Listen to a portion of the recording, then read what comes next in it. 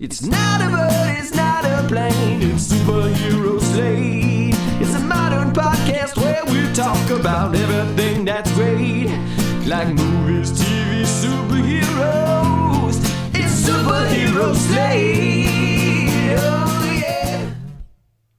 Hello everyone and welcome to Superhero Slate, the show where we run down the latest superhero entertainment news. We love TV, movies, and superheroes, so let's talk it all out. My name is Chris Dillard. And my name is Mike Royer.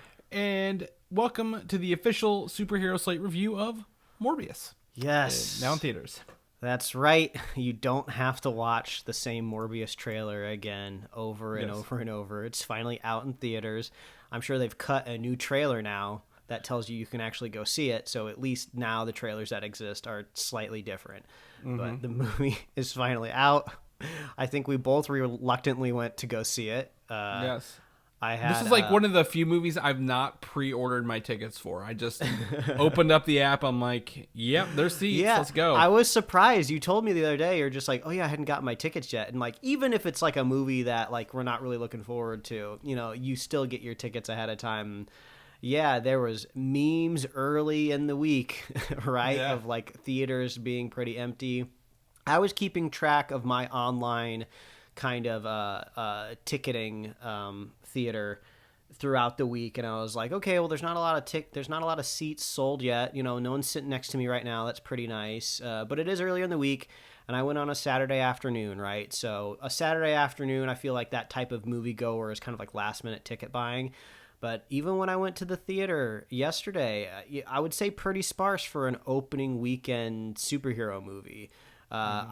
This is all anecdotal, of course. I have no evidence to back this up, but I feel like David Harbour's Hellboy might have had more people in that theater. So I don't know what that has to say. I don't remember, to be completely honest. I would say it's probably on par with Fan Four Stick from 2015 in terms of maybe audience for me. Okay. I went literally at 12:40 in the afternoon. I got done playing my Saturday morning video games and went right to the theater. I was like, whatever's available, I'm just gonna walk in there. And I walked in and I chose the one, I guess the 12:40 showing. Like I looked at the capacity, it's like 41 seats in this one theater room because it's like the recliners with the spaces. Mm-hmm. I'm like, okay, this might be full. I think there might have been 20 people in there. No one, like the parking lot was full. I'm like, oh, maybe a lot of people watching, but like a lot of people like kids. And is there like a kids movie that came out this weekend? Was that like the animals that are like normally villains are like becoming heroic? Oh, that's a good Bad Guys? No, I think Bad Bad Guys. I think that comes out later. No, I'm not sure what came out this weekend. I think Ambulance also came out, but that would not be kids programming. No, and I was like, I don't think these kids are seeing it. The Bad Guys, yeah, it's actually showing. I can buy tickets. No, 21st. I lied. I'm like, why can't I buy tickets for today? It's not today. It's the 21st. So yeah, I don't know what was going on with the kids, but like there was a lot of kids there. I don't normally go to the movie theater literally across the street from where I live. It's a Cinemark. They don't have the IMAX, theater screens. So I usually don't go, but I was like, I can probably do the one across the street for this movie. Yeah. And I think all of this kind of like anecdotal evidence just kind of goes to show you the appetite for like an unknown hero from like a Sony Spider-Man kind of universe, mm-hmm. right?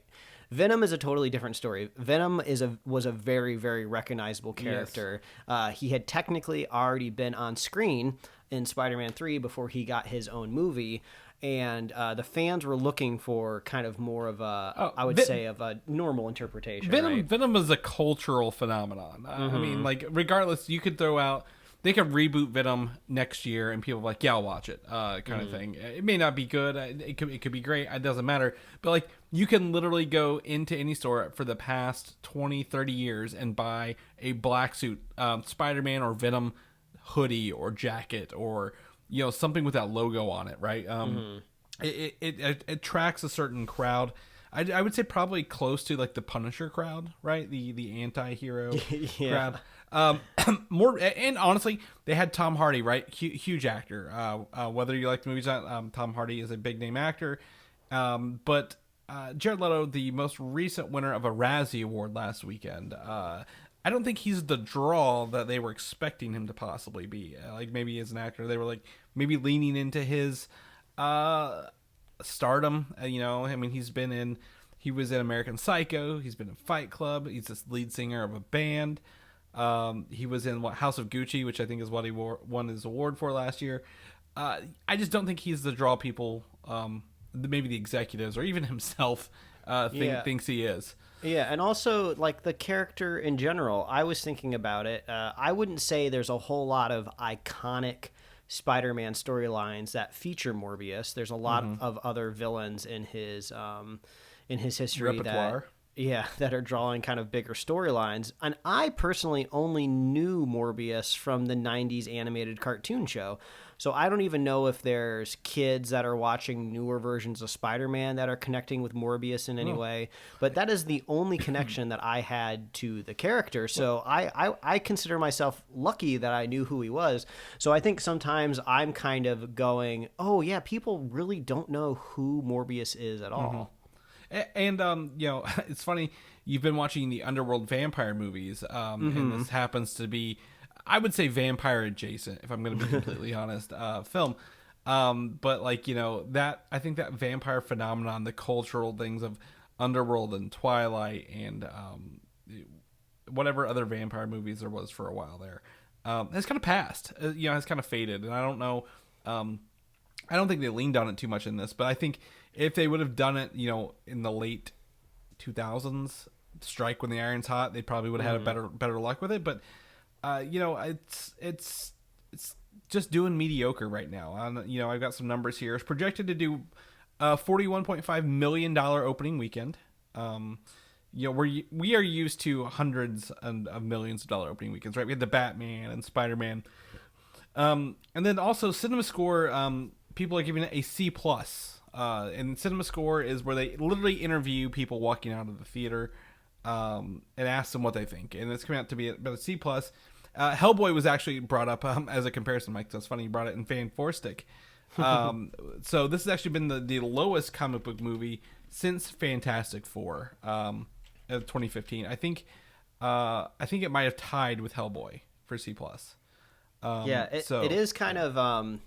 It's kind of reassuring to know that a studio can't just drag out any old comic book property and just assume that it's going to do well. Like, if you're going to do something, like unknown, I would say more people know who Morbius is than know who the Eternals were, right? But when it comes from like a pedigree of a studio that has, a very familiar family and universe, you can get away with that kind of stuff.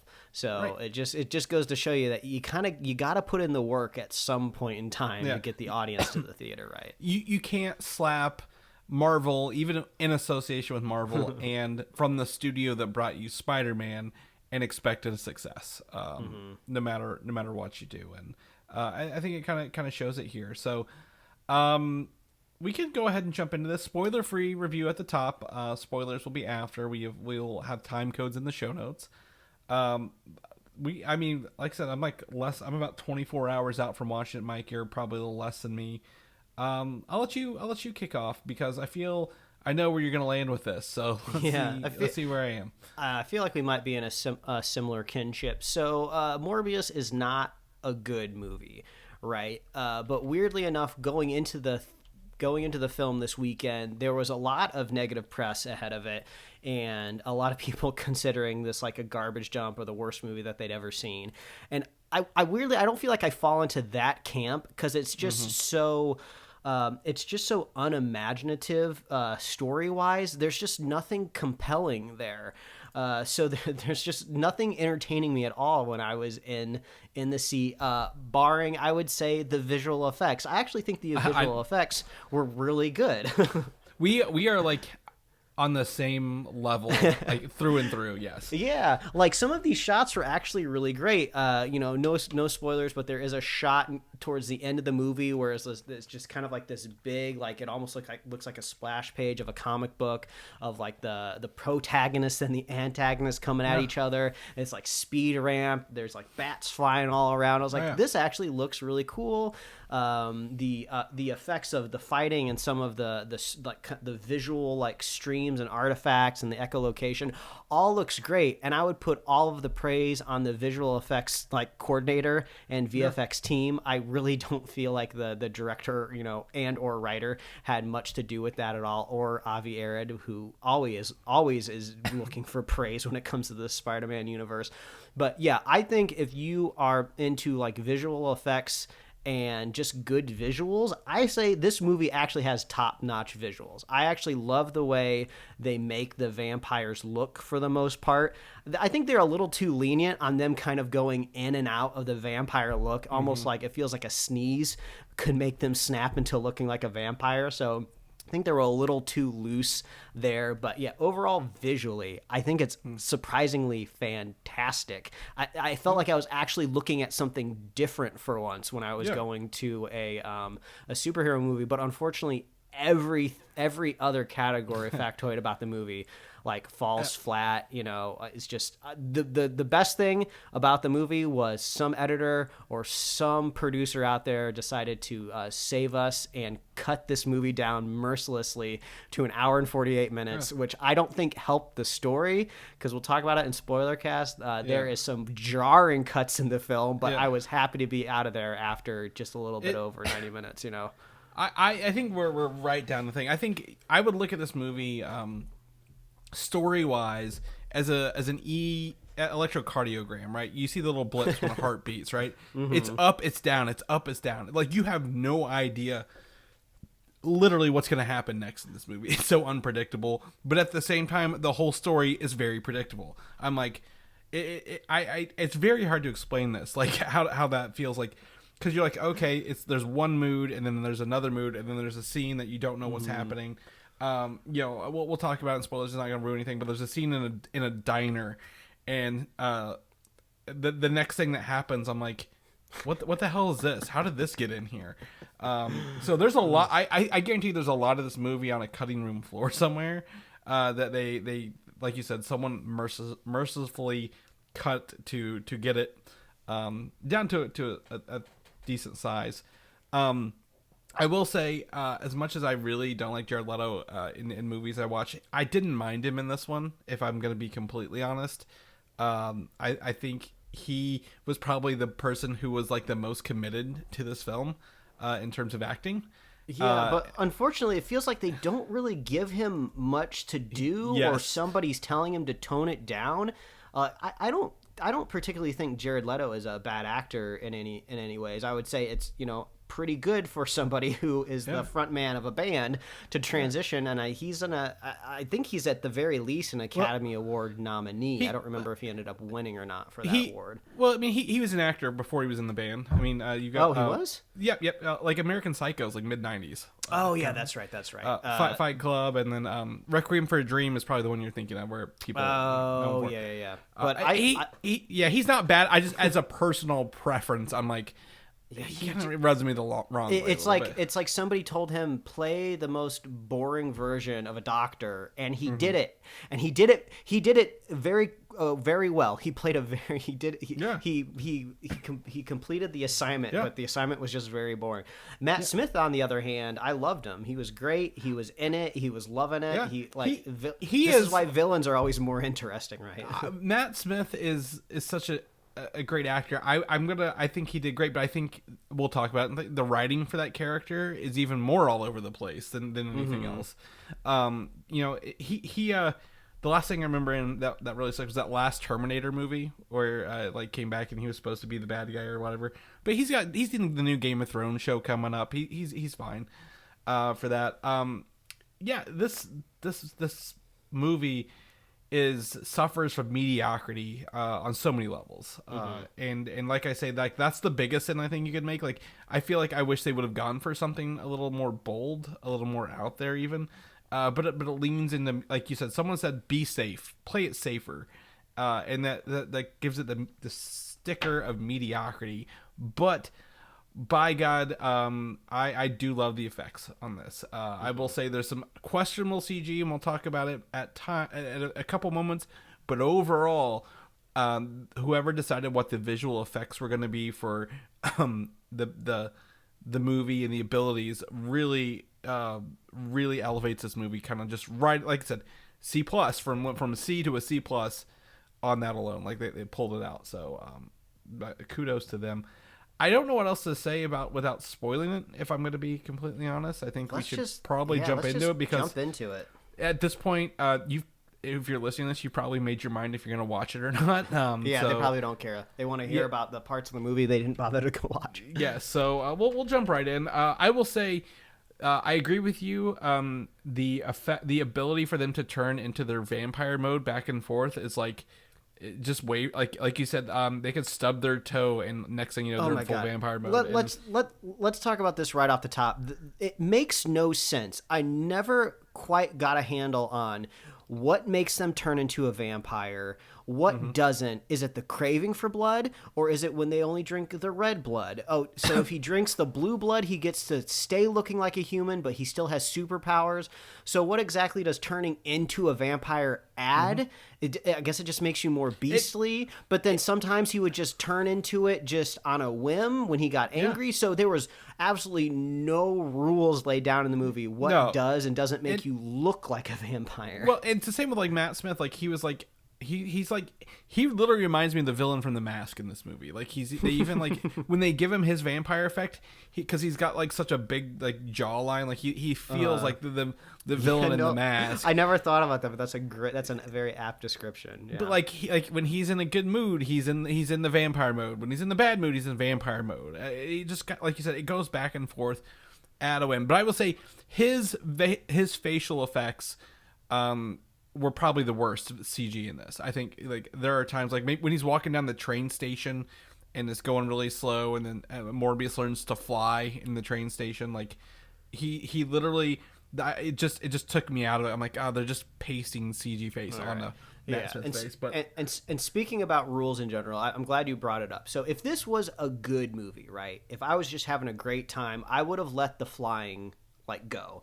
I would have let it slip and go, okay, this is just like a superhero world movie. I'll let this little tidbit go just so we can have some fun. But the whole flying aspect invalidates kind of like the scientific background of kind of this character, and also just kind of like the MCU world adjacent at wide.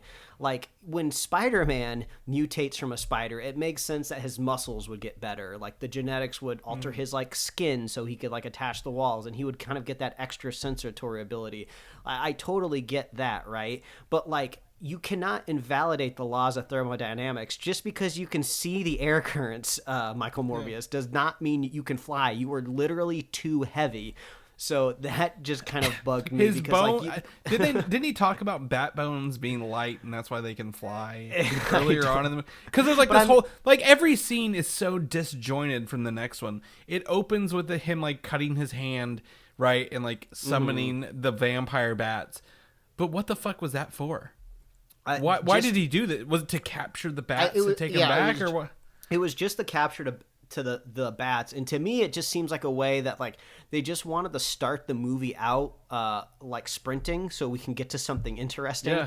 Because boy, is it bizarre when they go back to when he's a child, and like, okay, I will admit, and I get it. I don't know what it's like to be differently abled with like crutches, you know, growing up in like a hospital, right? So I suppose there's a very specific point of view that could exist in the world about this, but it seems like so ham-fisted to have children pointing up at a window going like, ha ha ha, look at those freaks. I can't wait till they're down here on the sidewalk so I can beat them up. I was like, okay, like, I know this movie has been chopped to pieces, right? And I don't want to be in it any longer than I have to, but like, you can't just have like merciless bullies without like a little bit of background of why they're picking on these cripples. Like, that's so mean.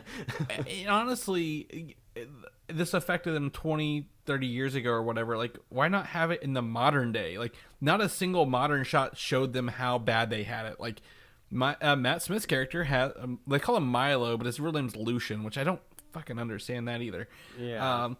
literally has apparently all the money in the world, right? Like they don't really set that up early on. But he has all the money in the world. He's got a very cush life, other than the fact he's dying. Literally has no reason to take it out on anybody else, like at all. Like they don't show it in the modern. Like you made kids made fun of you when little, but nothing new. Like Michael Morbius is a Nobel Prize denier or rejecter. That drove me crazy because I mean, what a very important and critical character moment to give your main character of he's so honest and he's so determined that he will turn down one of the most prestigious prizes in the world, because he feels like he did not quite, reach the goals that he wanted, but they cut away from it, right? And then they just reveal it on like a newspaper They didn't show screen. us. They told us. Yeah, and it was his friend. Well, the girl was like, "You should have taken it. We'll have more funding." Like, you idiot, kind of thing. I'm like, yeah. And then I had to kind of put it together after I left the movie theater. I was like, wait, what did he fail? Like he made like artificial blood. That's like amazing. So I guess the artificial blood was a side effect of him trying to cure himself, right? So he's like upset that he didn't cure his disease, but in turn he probably saved millions, if not billions of people on the planet by making artificial blood. Like the artificial blood is the most interesting thing about the entire movie. I thought there was going to be something there where like somebody tries to like poison his artificial blood supply or something like that, or it's like the fake blood is turning people into vampires. Like there's so many things they could have done with that. There's a lot of opportunity here for this movie. Like, okay, I'm going to cure myself and I'm going to cure, Milo or, whatever, they're going to call him. We'll call him Milo because we did the whole movie. And he didn't. He's like, I just made something that's going to kill everybody instead. Because I told these gangsters to leave their money copying supplies here because I'm going to turn their money laundering lab into an actual science lab. You can't just do that. And that drove me crazy because throughout the whole movie, like the FBI, like Tyrese Gibson is like kind of hunting people down. He is but like the not most really. incompetent. The two most incompetent people in this are the two police officers. Oh my God. What do you mean, Chris? Are you telling me that if you go shake the litter box in your house right now, the cats won't come calling? As an owner of 3 cats, he's shaking the litter box. He's like, "Here, kitty. Okay, that's stupid." And he's like, "Cat's gone." I'm like, do you know how cats work? Like, look under the bed, maybe, man. Yeah, that cat does not want to be seen. Oh my gosh. Yeah, but it was just like that lab like had like caution tape over it at some point in time, and his love interest, whatever her name was, Martine. the Bancroft chick, like she was coming and going through that lab. Anybody seems like could walk into this top secret lab and there was no security. So why did he need to go to this fake printing, like underground printing press where we don't even get the cheesy line from the trailer, right? Yeah. Where he says, "I'm Venom." Like, oh no, I'm your friendly neighborhood Michael Morbius, which is an awful line, right? Well, let's just say none of the trailer was in. None of the trailers were in this. Okay, I know you're going to be upset about that. We'll talk about that here in a little bit. But like, you are correct. Also, he turned on his little bat wind tunnel. Did no one ever turn it off so they could rest? It was off, and he's like, "I've got these bats in here, and they're very dangerous, and I can walk among them with the bats." And then it's just on every time someone's in there. I'm like, did they just make that effect and want to keep utilizing it over and over again? And then fucking the childhood doctor for both of these guys, he didn't get his park bench scene from the trailer, right, where he talks about Michael. Literally got like a couple lines in this whole movie, and then they kill him, and we're supposed to care that he's dead. Then literally 2 seconds later, what happened, Mike? The other person in the movie, other person dies. Unquote. Yeah, it was like the same scene. I was like, I'm watching the same scene again, and I don't know, like, if they're trying to allude to the fact that maybe Morbius like bit Jared Harris, right? And then he's gonna come back as a vampire or something like that. But like, no, he did I not care? I was like, oh my gosh, Bancroft is back from the dead. Who gives a shit? So what are the rules of being a vampire? Does he have the regular vampire abilities to pass them along, or does she have to be injected with the serum? Like what? Yeah, This what is are the vampire rules of this? Yeah, we will talk. We'll talk about Underworld a little bit when we do our normal weekly news episode, because I finally finished watching all of those movies. But at least in the Underworld movies, right, they painfully go over lore and how things work, right? Yeah, in this movie, it's just like I guess if a vampire bites you but doesn't drain your blood, you become a vampire. But who knows, Chris? Who even knows? It's all about throwing racquetballs with their shirts off. That's all I know. That is very true.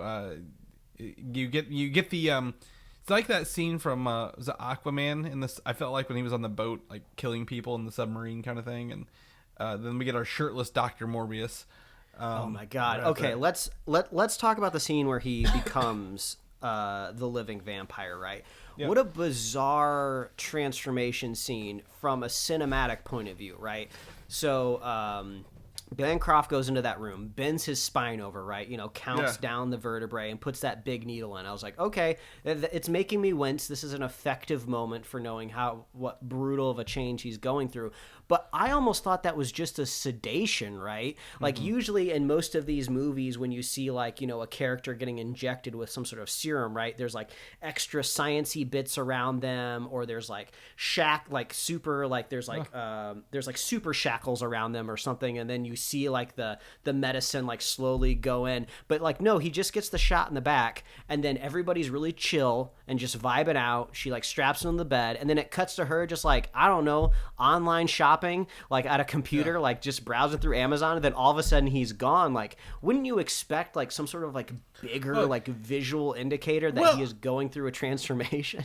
You just see him hanging from the roof, from the ceiling. Like that's all you see. That's all you get. Well, they saw the rat die and then come back to life, right? Like, didn't like I figured they were gonna make it dramatic where like he has to die. Yeah, and she would be like on him, like monitoring his vitals, like making sure he's still there, like maybe doing like a stopwatch of seeing how long he's dead for. they did this scene in the Incredible Hulk, right? Whenever they're like the leader's giving him taking the Hulk away from Edward Norton, remember? Like, they strap him down with the super shackles. We watch the new blood go in. We watch him transform between the Hulk and Edward Norton back and forth on the table. Like, it's been done and been effective, and you can literally duplicate it, and that's fine. Or lean into your horror a little bit more. Like, we know the plot of the movie, right? Like, we know he's going to become a vampire dude. We've seen the trailers. Like, we know. Lean into the horror portion where, like, it's not just, yep, that's Jared Leto on the ceiling. Oh, now he's on the floor. And now he's tackling the one dude.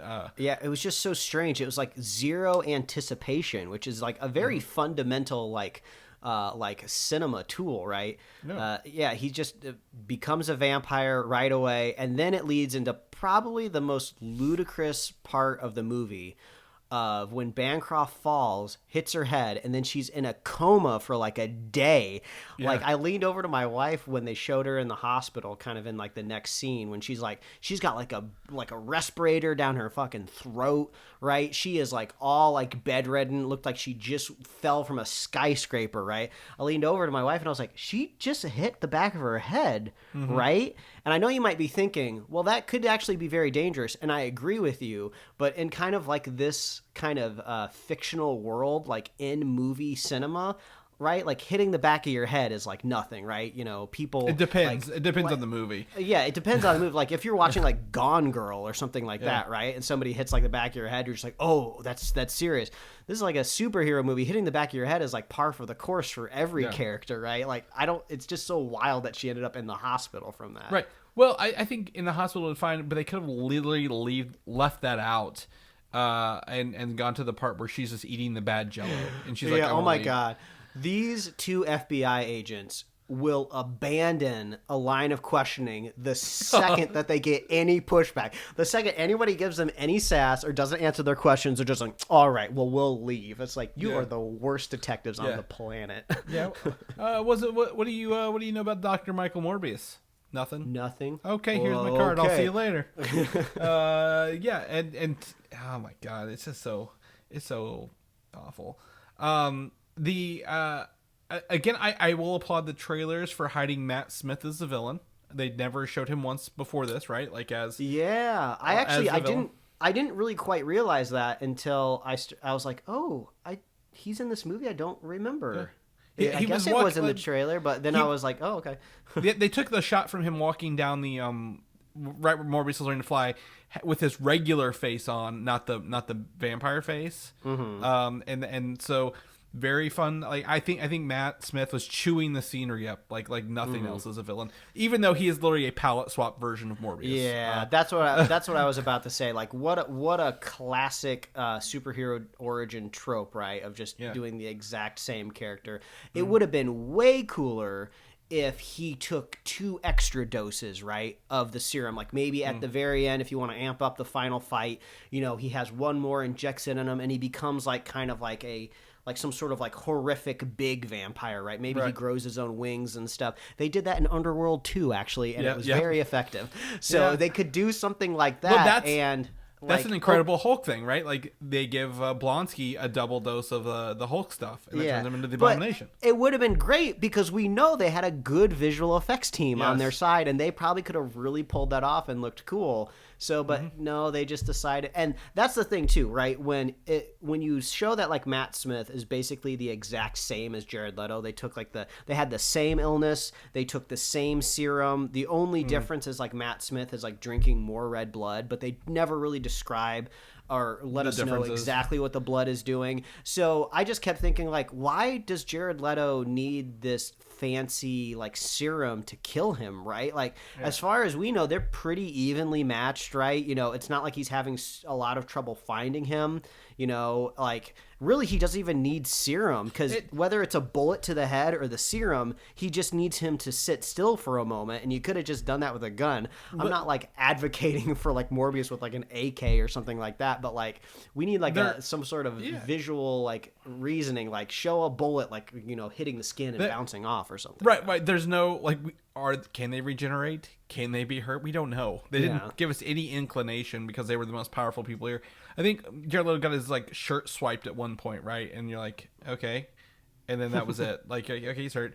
I think what the story needed a little bit more was Michael Morbius's relationship with bats to come to play a little bit more. Because obviously it opens with the bats. He walks amongst the bats once he gets his powers, and then he uses the bats at the end. Like this, he's truly the Batman, if you will.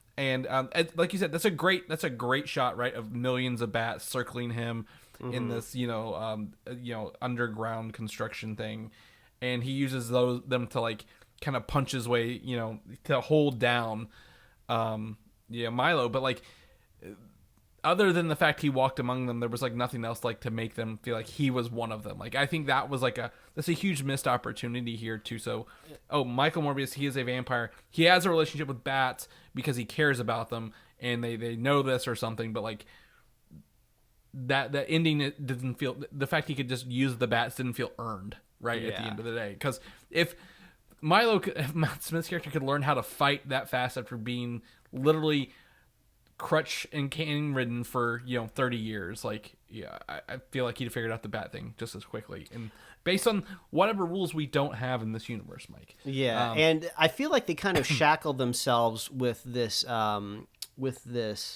I don't even know if it's a real medical condition or if it's like a amalgamation of a few different like blood diseases. I saw some people's responses and reactions to this online after I got out of the movie. I was kind of seeing what the internet's response was. And a few people who were on specific medications for like blood clotting and stuff like that were all asking like, why couldn't Jared Leto just take this pill that I take every day, right? Like, because I like the logic of it, right? Of like, oh, bats have this anticoagulant thing. So then I just had to reverse engineer that in my head of like, I guess their blood keeps clotting, and that's why they need to go through like this dialysis or something like that. But then I guess that disease already exists, but there's a treatment for it. It just would have been better if it was just a totally fake disease, and then just science-y it a way that says like, oh, there's a special DNA like I've only found in bats. Like I've looked at all these different for some reason the bat does it, right? They literally hit the ground sprinting, Mike. They've already cut that part out of it. They like bats. But like they actually don't say what disease he has. It's not given a name. It's not given an explanation. That's fine. They could do that. I do think it does unfair justice to vampire bats, because vampire bats don't literally latch onto creatures that large and suck the blood out of them. That is not true. So if you think whatever vampire bats were in Morbius are real, no, don't. That's not real. They might have covered their bases just a little bit, just to play devil's advocate. I didn't catch the name of it, but he named the type of bat at the very beginning. And I don't think he said vampire bat. He said like something bat. It's like a different type of... So I don't know if that bat's real. I don't know if they made up a bat. This is one of the things, like, I got the article. As soon as I was done, I looked up the article. Like, they're like, this bat is not real. Like, this is not how bats work in this movie. Well, and if it was like a fake bat, it should have been like, oh, we paid like a team of explorers that had been like looking through South America for like decades, and they found this one bat that nobody's ever found before, right? And well, then they couldn't have had the bats in the tunnels of literally New York at the end of the movie. Yeah, but I feel like those have got to be different bats, right? Who fucking knows at this point, man? Like, I'm just so confused. Does it look like a bat? Does it flap like a bat? Yeah. So other than that, this movie is pretty just straightforward through and through what it is. They did fool us. They did give us trailers.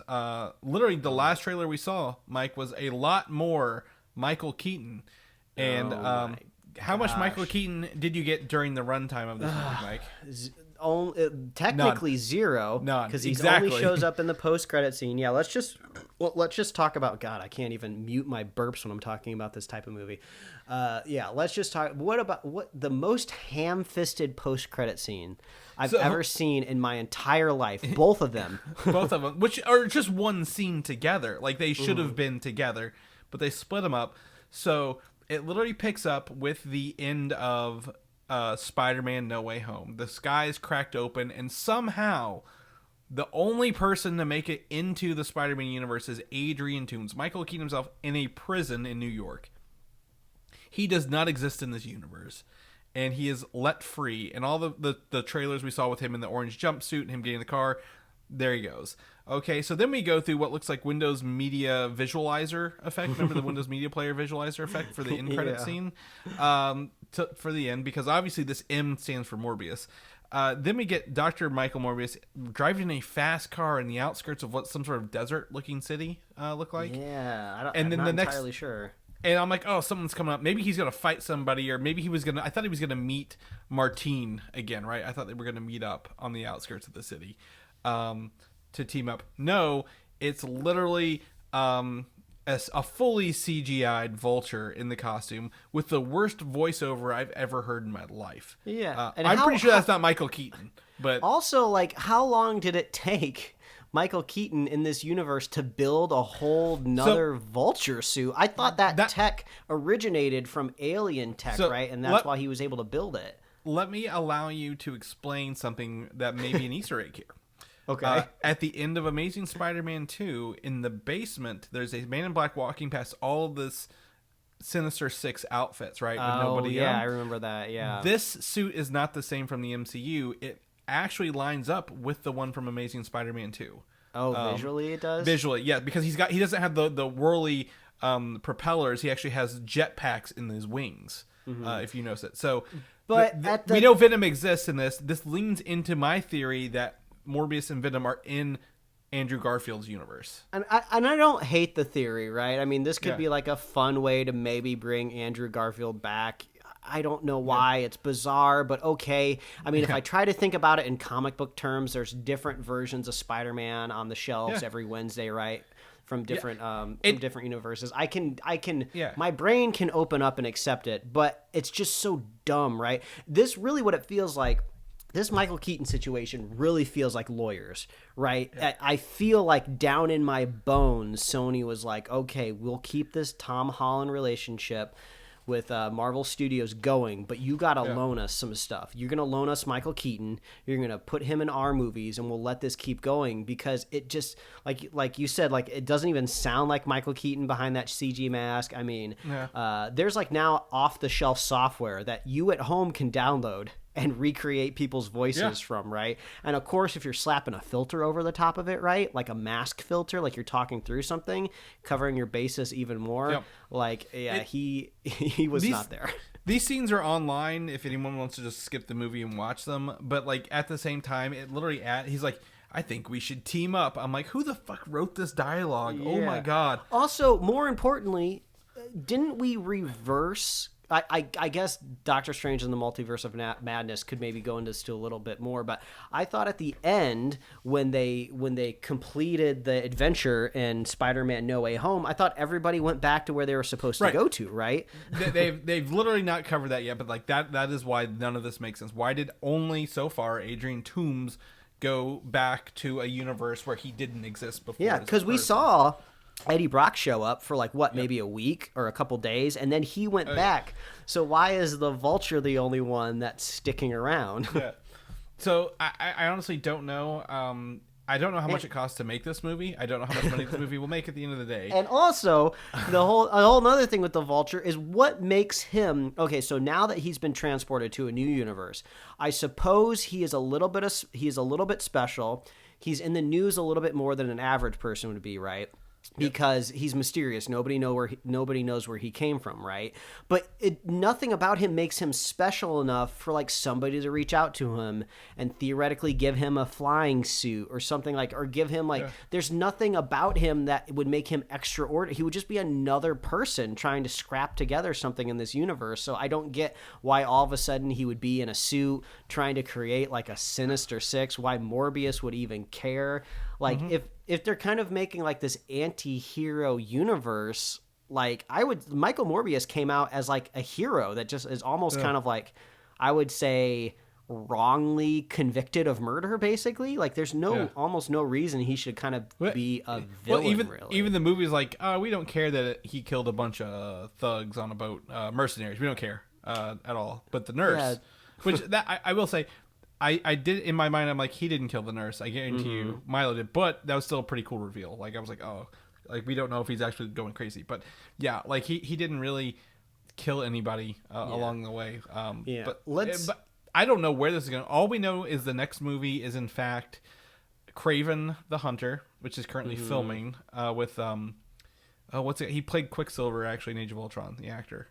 Aaron Taylor Johnson in that role. And I've seen a screenshot or like a set photo, and he's got his long hair and whatever, but like there's no inclination if that's going to be this. But like I guarantee you at the current rate of the Sonyverse, Mike, this will fall right into the middle of Venom and Morbius, which is to say mediocre at best. Yeah, so let's try to make some predictions. Let's make some assumptions. Let's see where things could possibly go. Does the performance of this movie, do you think it categorically changes or affects the roadmap for in association with Marvel moving forward, right? Sadly not. I do think people, like, because it says in association with Marvel, people are trying to say it's a Marvel movie. This is not a Marvel movie through and through. We know what a Marvel movie is, but I don't think it will. I think, Sony's going to still try. They're still trying to do that. What was that movie? Madam Web. They've got 2 casting for Madam Web already. Like, I think they're still going to go down the Spider-Man road. But I mean, my guess is they can probably only make 2 or 3 more losses. Like Kraven, Venom, and Madam Web. And if none of those succeed, Venom will probably make money. The other 2 fail. I think we might see like a put it in a body bag kind of movie franchise. I think this would go against my better judgment as a film goer, right? But if I was like a producer, right, tasked with pushing this forward and just maybe even just trying to recoup losses or break even, or at least maybe possibly expand the streaming catalog for Sony that you could just sell to Netflix, an addition going forward. I guess make the Kraven movie, right? Because you're already in production. You still probably have a chance to shelf the Madam Web movie if you feel like you're really starting to see appetite for this universe drop down. You get Venom 3 in production as fast as possible, right? And then at like the end of Venom 3, right, you go ahead and you do all of your post-credit scenes to hype people to come back to the theater, and you show Andrew Garfield, right? You bring him back for one more movie, and you do like this really awful Sinister Six movie. But since Andrew Garfield is in it, and people have these weird rose-tinted glasses for those awful. I don't know how awful, people Amazing Spider-Man now movies. pretend that they're good movies. I don't know. It's because it's the mixture of Andrew Garfield being good, but in bad movie. People just can't disassociate his charm from how bad the movie was. So they can shoehorn in who was the actor that played the Rhino again that we barely saw. Oh yeah. They could bring. Yeah. They could bring him back. I was going to say Stanley Tucci, but it's not Stanley Tucci. I always get Stanley Tucci confused for this other person. He's in fucking. He's in that show Billions on. In Jungle Showtime. Cruise. He was Paul Giamatti. That's Paul what it Giamatti, is. yeah. So you already got Paul Giamatti built into the universe. You know, you can get this really bad Sinister Six movie up and running. It'll be a nightmare, a trash fest, but you can get a Spider-Man on screen in probably under 5 years, right? And you can just cash out on that. And people will go to the theaters because you can get that suit on the poster again. And that's probably how you end this franchise. And then after it's over, just see if anything's lingering around. Like I'm sure you could probably get a fourth Venom movie out of it. And then probably there's going to be like different contracts expiring. Marvel will be moving into something different. Sony will probably be sold to another corporate conglomerate because they don't have a streaming service, and then things will get all shaken up after that. But that would be my guess. At the end of Venom 3, there is a post-credit scene that is alluding to Andrew Garfield returning. So I think you're going to get Madam Web. I think you might get a team up. However, I think all these anti-heroes means if Spider-Man shows up, because Morbius isn't bad, I'm going to assume Vulture, he's not bad. He just wanted money. But Venom, like he has he loves his family, and he's just like totally chill about being in a different universe. I was gonna say he lost though. Yeah, that's something I'm saying. I'm like he had a wife and kid, right? Like they're just now without him because of this. But at the same time, like I feel like it's gonna be if they do a team, he will not fight the Sinister Six. It will be Venom, Morbius, Kraven, Madam Web, another person, and Spider-Man fighting Giamatti. something. Sure, the Rhino. He was more like a villain, fighting literally something bigger. I think that's where we're gonna get to. Like, you know, is it like an alien invasion? Is it literally a Spider-Verse movie where like there's a character called Morlun, the spider hunters who like comes in and like, you know, drains the blood of Spider-Man to like take over universes. Like that is what I think it might work too. You might as well. Yeah, that's the best. I think that's the best case scenario, right? Like you've got these anti-heroes who I don't think would fight Spider-Man, just out of the blue, because like Morbius fighting Spider-Man makes no sense. Like he's still like they tried to make him a hero at the end of this, right? Like he's not killing; he's out here living off blood in a nice car in the desert. I don't know how this movie ended, and what the next step is, but I do know that they're gonna try to, like you said, milk as much as they can out of this because of the popularity of Spider-Man characters. All right, I think that's it. I think let's call it here. Anything else you want to add to this? We have exhausted ourselves of all Morbius. That's right. I'll special shout out to my wife who knew that this movie was going to be bad going into it and still went with me, kept me company. So special shout out to her. Luckily, I had 2 free Cinemark rollover passes from my movie club, so I didn't have to really technically pay any money to go see this movie. So that helped smooth things over.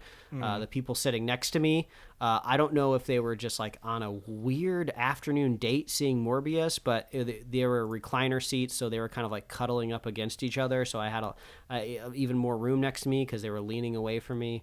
So overall, decent theater going experience. Yeah. But yeah, I can't recommend this movie in good conscience. Yeah, right? I mean, if you were a visual effects nerd and you kind of really want to pull apart different pieces of it, I'm sure you can just wait until it streams and just kind of like jump around. But there's not a whole lot to take away from this film. Yeah, if you have to go to the theaters to get, you know, to see something, and this is what you got to see, you know, go on a matinee. Don't pay a full Thursday, Friday night ticket price for this. Like you can go on $5 Tuesdays or like whatever, and you know, honestly, you'll be out in time. I was out home within 2 hours of leaving my movie theater. So your prediction was right. You said with like the movie trailers and the runtime, you know, you would be out in pretty much 2 hours. And my movie started at 4, and I was walking out at 6. So you need to time things well. That's how it works. That's right. And then I still like again, we talked about memes earlier. My favorite meme has been,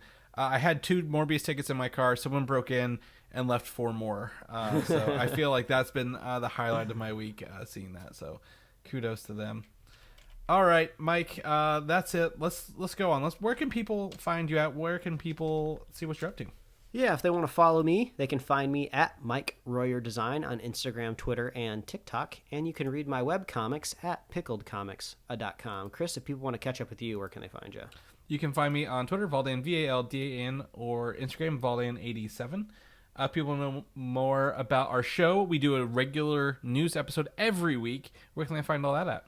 Oh, all you got to do is visit superheroslate.com. That is the hub. That is the underground fake printing press for $100 bills for Superhero Slate. And you can find us on Apple Podcasts, YouTube, Spotify, wherever else you love to listen to fine podcasts. You can like us on Facebook, follow us on Twitter and Instagram.